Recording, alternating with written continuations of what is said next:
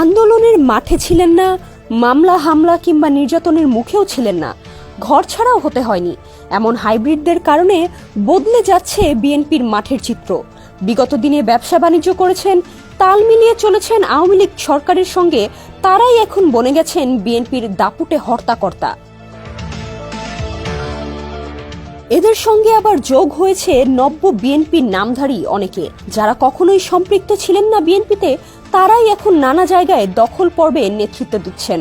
তারাই এখন তৃণমূলের ত্যাগীদের ওপর ছড়ি ঘোরাচ্ছেন। দলীয় কার্যালয় ছাড়াও বিভিন্ন সড়কের অলি গলিতে এখন তাদের ব্যানার, পোস্টার। বিভিন্ন নেতার বাসাবাড়ি কিংবা অফিসেও বাড়ছে এসব নেতাদের পদচারণা। ভিড় করছেন বিভিন্ন লবিং তদবির নিয়ে। অন্যদিকে দীর্ঘ 17 বছর ধরে যেসব নেতাকর্মী রাজপথে ছিলেন, মামলা হামলায় সর্বশান্ত হয়েছেন, পঙ্গুত্ববরণ করেছেন, ঘর ছাড়া হয়েছেন, তারা এখন অসহায়। হাইব্রিড নেতাদের চাপে তারা অনেকেই এখন দলীয় কার্যালয়, নেতাদের বাসাবাড়ি এড়িয়ে চলছেন। এছাড়াও অহেতুক মিথ্যা অভিযোগে বহিষ্কার আতঙ্ক নিয়ে নিজেদের গুটিয়ে নিয়েছেন অনেকে।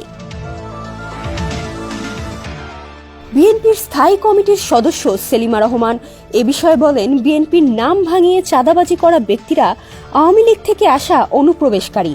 ওই দলটির নেতাকর্মীরা এখন খোলস পরিবর্তন করে বিএনপিতে অনুপ্রবেশ করার চেষ্টা করছে। এ বিষয়ে দলের নেতাকর্মীদের সতর্ক করা হয়েছে।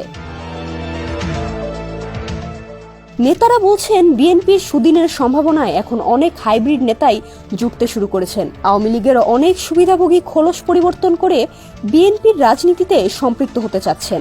এসব নেতাকর্মী দেশের বিভিন্ন জায়গায় অপকর্মে জড়িয়ে পড়েছেন।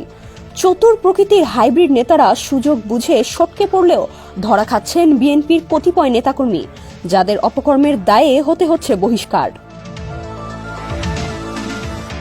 বগুড়ার ধুনট বিএনপির নেতাকর্মীরা জানান, শেখ হাসিনা সরকারের পতনের পর আওয়ামী লীগ নেতাকর্মীর একটি অংশ খোল পাল্টে এখন বিএনপি সেজেছে। তাদের দাপটে একসময় বিএনপি সোজা হয়ে দাঁড়াতে পারত না, এখন তারাই আবার বিএনপি হয়ে দাপট দেখাচ্ছে। এ বিষয়ে দলের সিনিয়র যুগ্ম মহাসচিব রুহুল কবির রিজভী বলেন, হাইব্রিড নেতাদের বিষয়ে তারা সতর্ক রয়েছেন। দলে যোগদান অনুষ্ঠান বন্ধ রাখা হয়েছে।